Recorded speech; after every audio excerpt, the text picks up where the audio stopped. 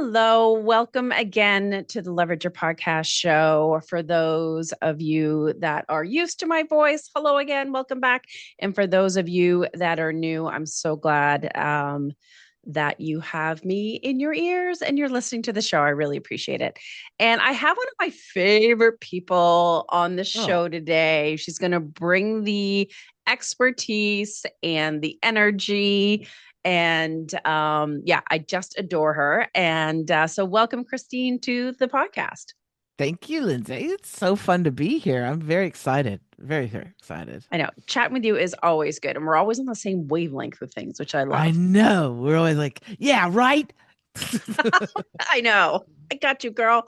And so we're both in the world of podcasting and working with entrepreneurs. And I feel like the term like expert and you want to be an authority, like that's such a big buzzword, but it can mean a lot of things to a lot of people. And so, how would you frame someone that is an expert authority? Yes. Okay. So, uh, it does not mean that you have a bunch of credentials hanging, or certificates hanging on the wall. It does not mean necessarily that you graduated with this GPA, this grade point average that's crazy.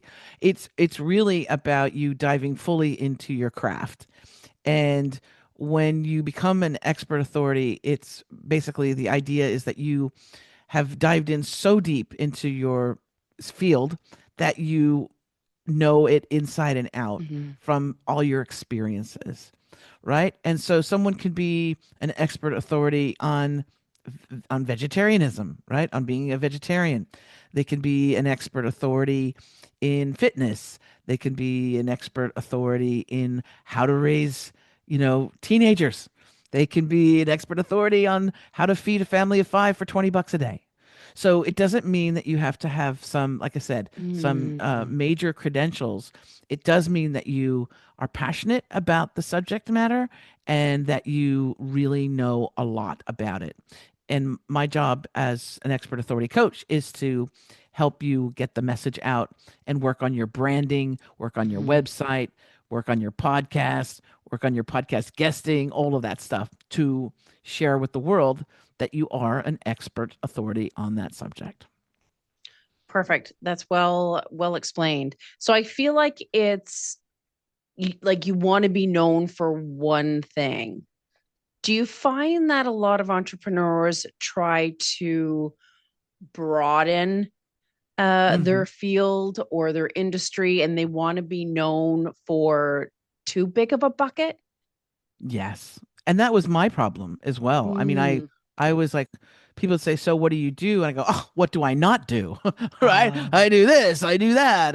And I've talked to clients who, they say that they want to help everybody and yeah. they want to help them do this and they want to help them do that. And I say, what happens is that the message gets diluted, right? And so people are not going to be clear on what it is that you do.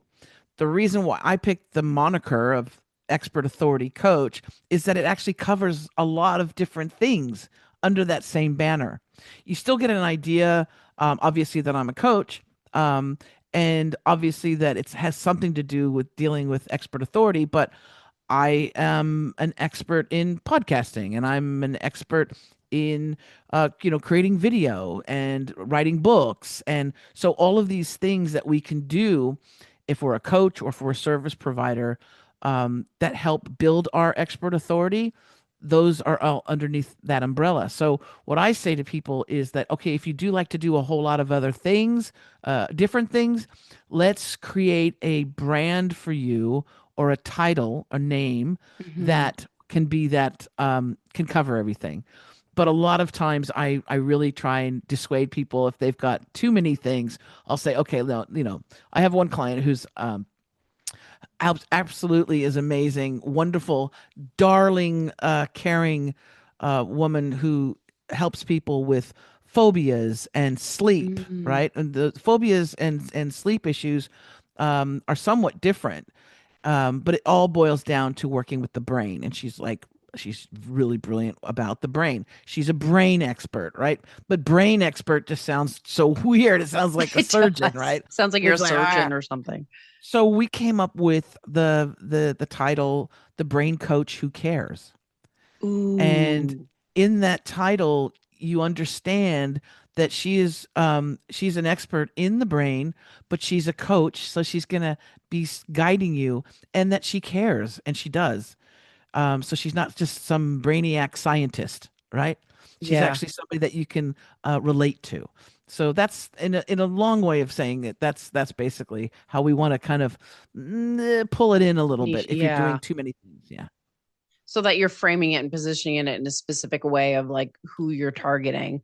Because yeah, I mean, there could yeah, be a ton of accountants, but there could be an accountant that's just for dentists, like that specialize in that yeah. niche. So yeah, I guess there's different ways of niching down. I know when It's I important. niche Yeah. down, whoops, sorry.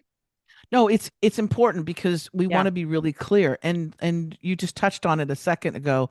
It's about it's not about you. It's about the public, or it's about potential clients or potential customers. It's how they see it, right? Yeah. If you're giving yourself a title that's too woo woo or out there and nothing concrete, people won't know what it is that you do. So you want to give them a clue at what you do in your title. 100%. And of course that impacts like your marketing, absolutely everything that you put out there. Now a lot of people are like they're like I'm an expert in this thing, but I still feel invisible. I bet you hear that a ton. Oh, yes, I do. And because what happens is they go, well, I built a website, but I'm not getting any clients. Or I posted last week on, social media. I did a video or I posted a cool graphic or, a quote, and yet, there's crickets over here.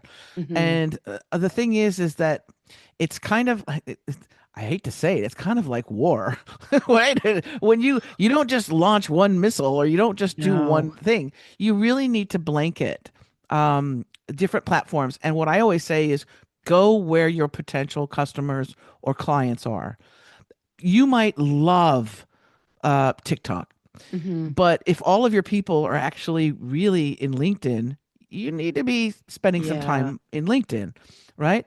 Um, if your clients are if you're a mom and pop place, let's say a brick and mortar, a pizza place, right?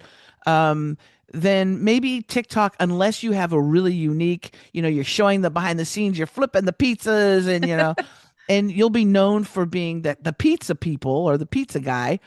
But if you're trying to bring in business to your local pizzeria, then it might be Facebook, right? And a community um, uh, group page or something like that. Also, Google My Business. You have to have, if you're a brick and Yeah. mortar, Google My Business page, because that's how people find you. If they're in your city, in your town, and they want a good pizza, they're going to look on Google, right?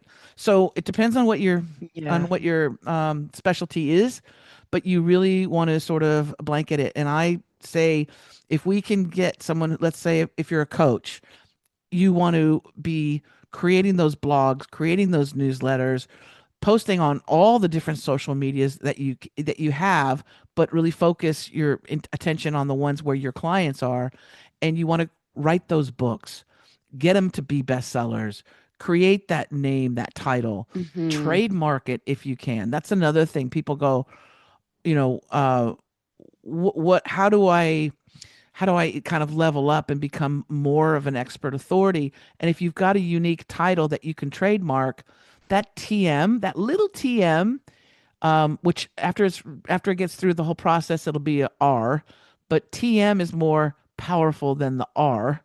Mm. After your name, it's kind of like having a doctor in front of your name, right? Ooh. Because people realize that you're professional. You've spent some money and some time investing in that title, so much so that you trademarked it. Yeah. So that's just another way that you can, in the eyes of the public, become a bit more authentic, but Credible. professional. Yeah, Yeah. incredible. Yeah. Yeah. Absolutely. And I find too that people when they're trying to up level and build their authority platform, it's almost like their go-to is either a book or they want to launch their own podcast. Mhm. Is that a good first step, or do you think someone should start somewhere else? It totally depends on the personality. Gotcha. There are some of my clients that I would say you should not have be a podcast host. Right? But they're very cerebral maybe, and they're not somebody who's really like, out there Mhm. and communicative, or they freeze when the mic, when they're in front of a microphone. So some people I lead them towards that book angle. Others I will lead towards I mean, I'm like, you have to have a podcast. Um, Mm, but even more importantly, and you know this better than anybody, it's very powerful being a podcast guest. So if you're going to yes. focus your energy, if you're like, oh, there's too many things, I got to write a book and I got to create a podcast, and I say, you know what, focus on being a podcast guest. But in order to be interesting and bookable, uh, if you want to be desirable to a podcast host or producer, you got to have those things, those credentials, meaning either a book or something that they can actually look at and they can basically verify that you are an expert in that, Yeah. right? So it helps that I have 5 best-selling books. That helps get me through the door. But really, what helps me even more is the stuff that I've already done that people can check out. Yeah. So if you have done podcast guesting and you've got a few interviews under your belt, a great thing to do is to create a media kit and include a link to those interviews. I do it. I have a Spotify playlist, and in my Spotify playlist, I've got like 50 interviews. So if Sweet. somebody wanted to really go, well, could she talk? Is she really real? They can go and they can see those 50 interviews. You can binge listen to Yeah. Christine Blosdale if you really wanted to. I love it. So guesting on podcasts, having your own podcast. Um, what other pillars, if you will, for lack of better terms, or action steps should you take to help elevate that authority status? I believe wholeheartedly that you got to get out there. One of my biggest pet peeves with people is saying again, well, you know, I created this social media thing, or hey, I wrote that book and now I'm still not getting any business. And the thing is that nobody's going to drive down your street and roll up to your Mm, house and walk up to your front porch and knock on your door and say, hey, I hear that so and so lives here and I really need a great coach. And are you in there? No, they're not. If you're hiding in your house or in the basement, people are not going to know that you exist. And it's the thing of like, if the tree falls down in the forest and nobody's there, yeah. that whole thing. So you do need to get out there, and you don't have to be dancing in your living room and doing TikToks.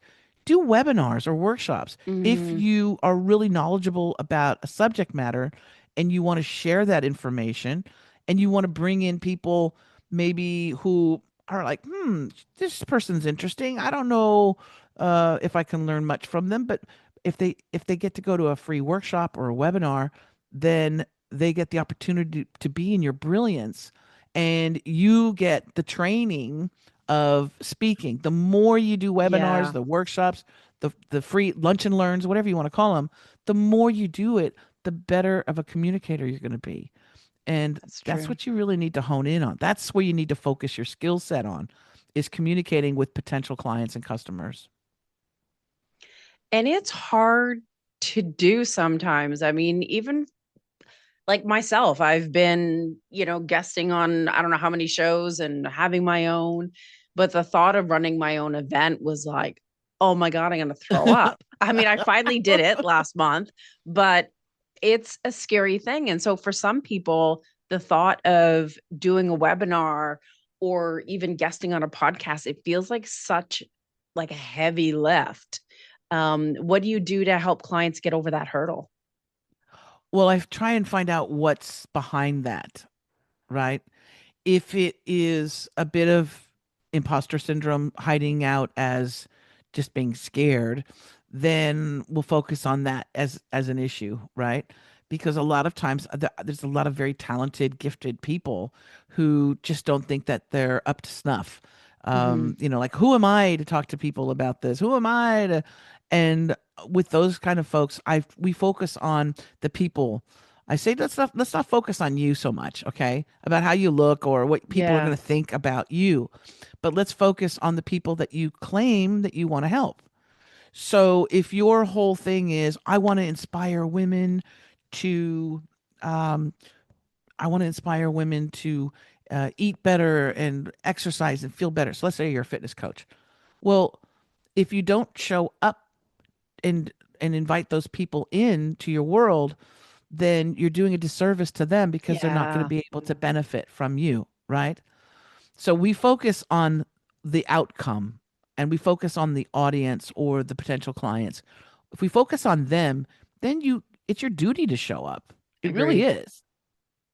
And with your expertise, Lindsay, that's the thing. I've learned so much from you and completely changed, my whole strategy when I'm a guest on podcasts because of, meeting you. Now, if you were too shy to come on my show or to, Hmm. talk to me or come into my mastermind and speak to my beautiful mastermind members, then all of us wouldn't have benefited from that. True, true. Right? Yeah, that's so true. And honestly, that's the only reason why I ever started my own podcast or, went live on a video. It's like, okay, if I can talk to just one person, then I'm fine. Yeah. And what you have has value and it can really help people. And I think Yeah. that's the thing is that we need to say that what we have, what our skills are, is of value. And as women, we tend to also devalue those things. Oh, Mhm. everybody can do that, right? Yeah. Oh, no, it's not a big deal. It's because we're so used to kind of putting ourselves down Yeah. and minimizing ourselves. And you need to be able to claim that. I have somewhere here on behind my thing. I have a statue, and it's like an Academy Award looking thing, right? And Cool. I hold this up when I'm working with clients when they do step out of that comfort zone and they do something bold. I'll like share this with them and I'll say, you get an award today because you actually stepped into your power and you Yeah. claimed your authority. You claimed the fact that you're really good at what you do. And we don't do that enough. Agreed. And it's not being egotistical. It's saying, you know No. what? I'm damn good at what I do. Yeah. I know. It's funny how we shy away from our own brilliance. And it's Yeah. such a weird just a weird human condition. Yes, and here in Australia, it's even worse.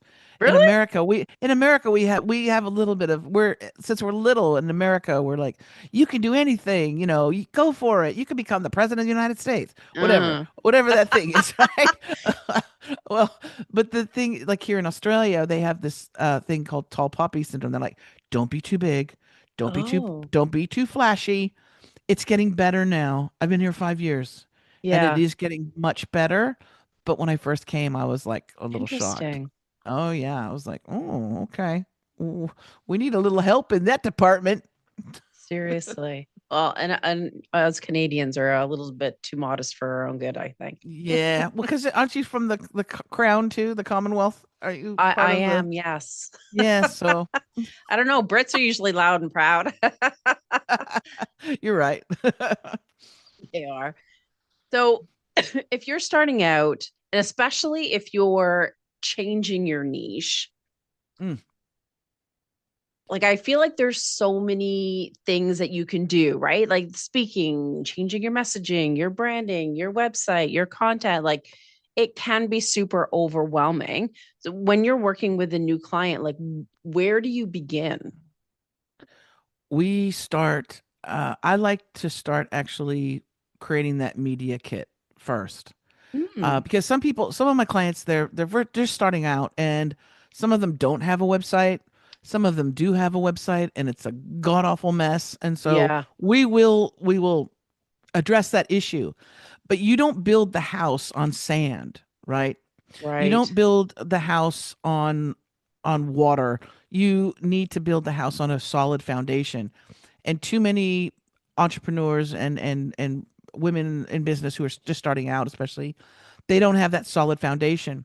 They put all this money into a website and they go, okay, and I'm going to spend all this money on courses and certifications, but they still don't have a solid foundation. So that media kit actually forces you.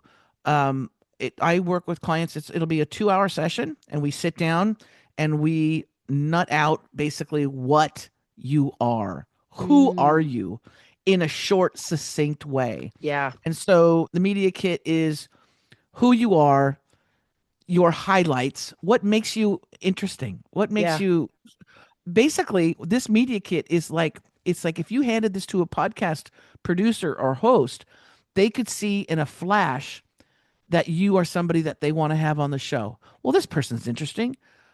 They they were well, I have one client who was her life was saved by a pod of dolphins, right? So I put that in her media kit because she's just so Yeah. amazing, this woman. That grabs attention.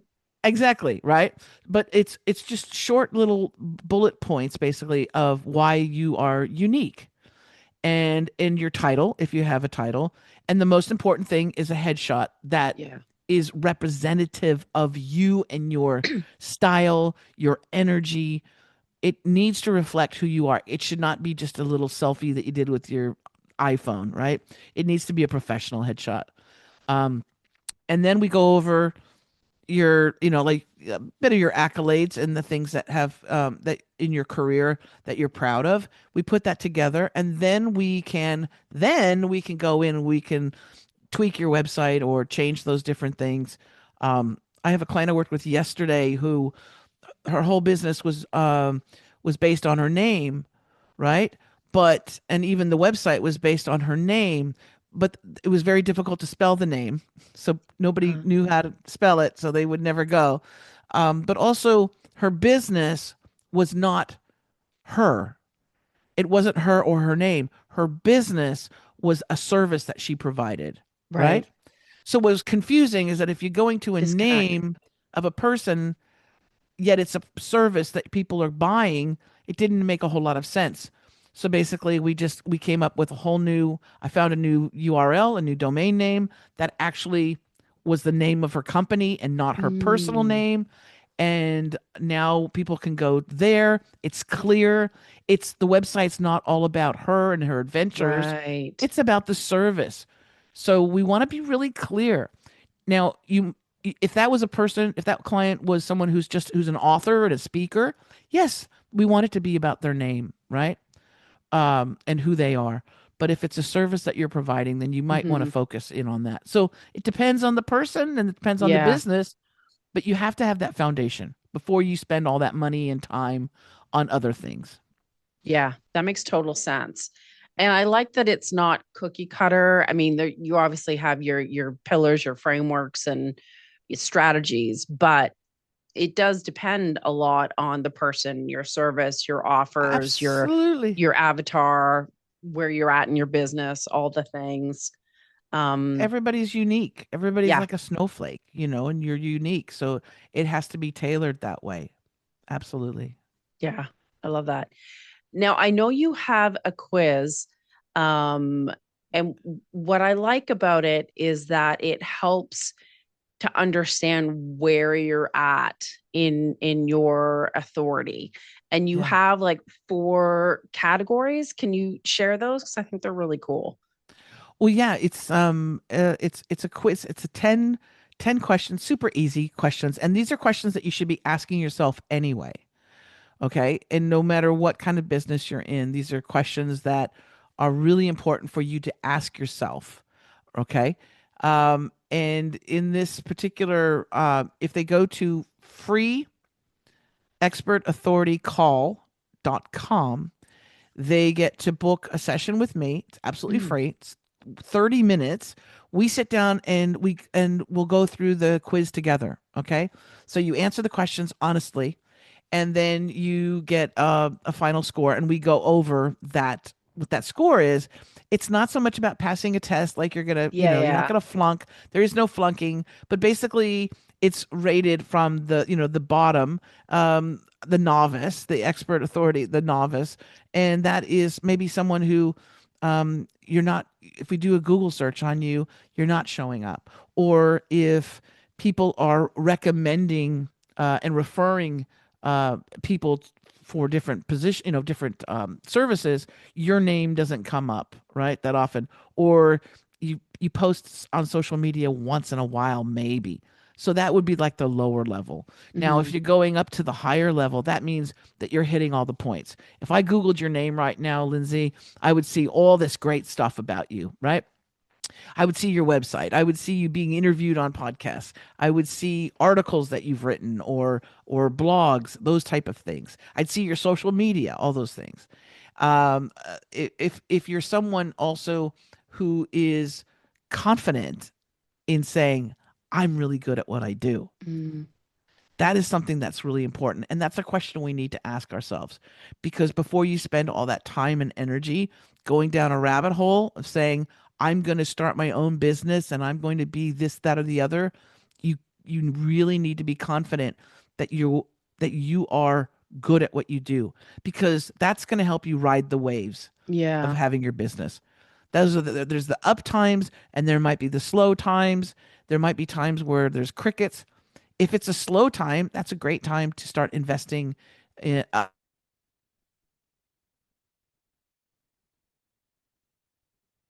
have it, go to your website. I know people that their website is the same website since, the 1990s. Come on now. I know. Your website should be like, a pet. And you don't just leave the pet, you need to feed it, you need to give it water, you need to walk it if it's a dog. So go to your website and constantly take a look at it as that outside person. So that quiz that we take together has all these little bits and pieces on it, and at the end we'll sit together and find out where you're at, and everybody can of course do a little bit better, but the important Oh, thing is that 100%. I'll let you know what you're doing right, Yeah. not just what you're doing wrong, what you're doing right, what you're on track for and what you're doing correctly. I will praise you for that and I'll give you that feedback. I love that because no matter what level you're at, sometimes we get like shiny object syndrome, and you need to know Yeah, what to stop doing, what to keep doing, what to start doing, yeah, what to do more of. And sometimes it's even you're doing so many things you don't even know what's working. right. We're busy being busy, and you want to have the highest return on investment. And that doesn't mean money. That means your time investment as well. So go and work on those things that are going to give you a good return. Mm-hmm. I know for me, guesting on podcasts is a great return. So many different, your searchability goes up. You have content that you can repurpose as Mm-hmm. well.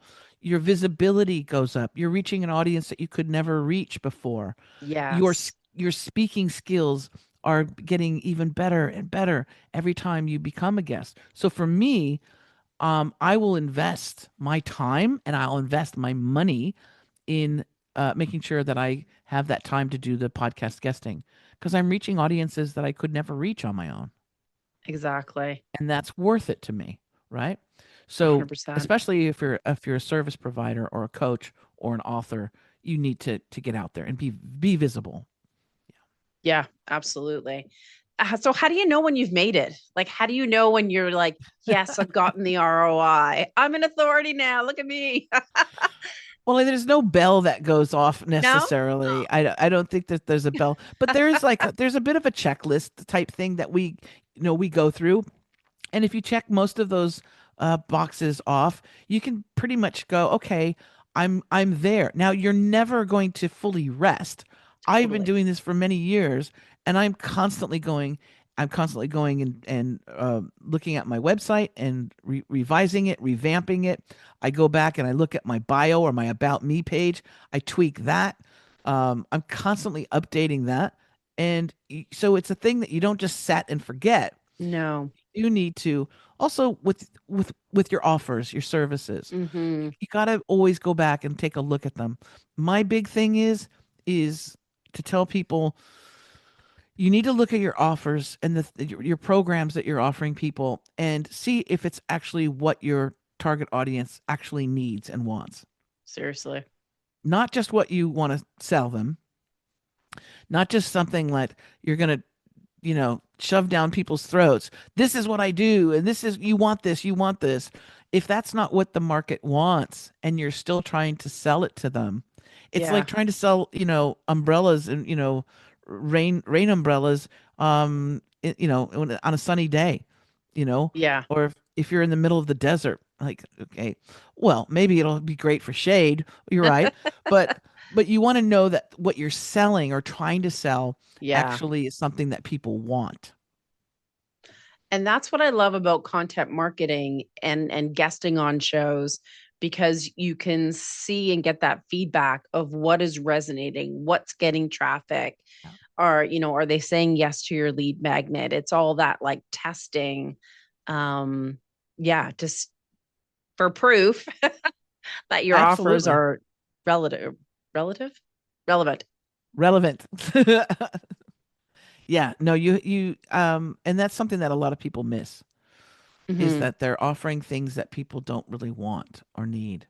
So true. So you need to find out what it is that people that you can provide them, Hmm. and in a comfortable way for you. But you need to know that that's actually something that people want. Too often we don't do that. We just say, I'm good at this, and this is what I'm offering, and that's it. Yeah, yeah. I think that's really where having a coach like you is really valuable on keeping that person on track, keep them moving forward with the right strategies, but also, keeping your eye on the goalpost, so to speak, versus the shiny object, and Yes.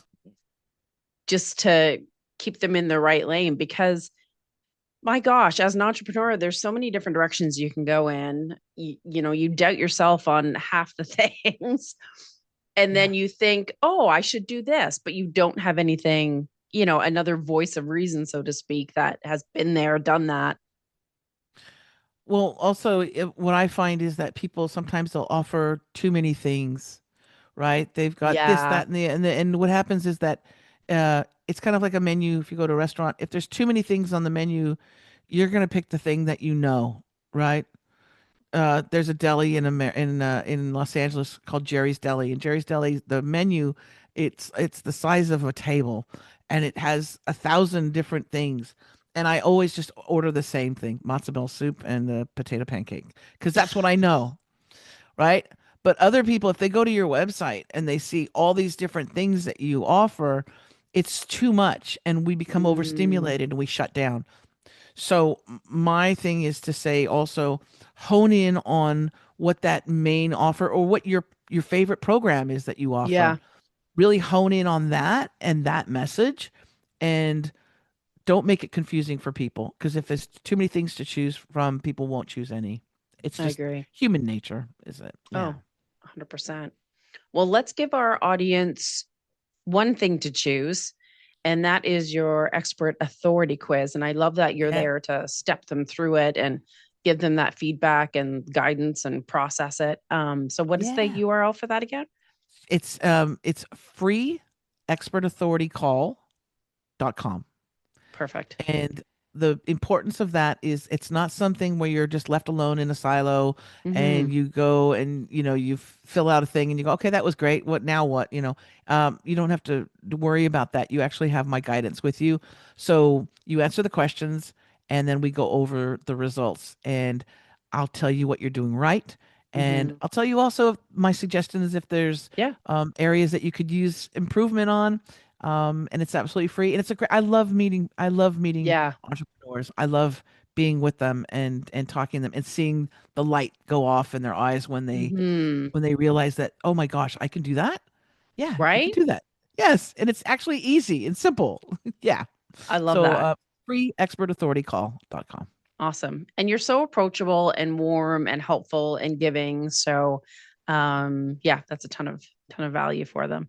Thanks for Thank you, joining me. darling. I so appreciate it. I love being with you anytime, anytime, girl. Awesome. Well, that is a wrap for today's podcast episode. I am so grateful that you've joined Christine and I today, and I hope to see you in a couple of weeks from now. Ciao.